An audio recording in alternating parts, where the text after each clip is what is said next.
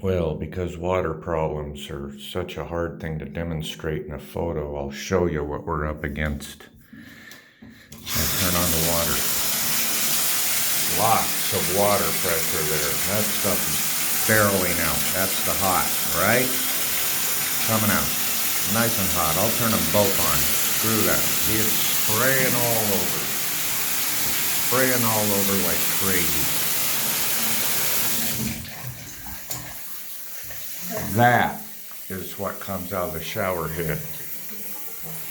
It doesn't even shoot across.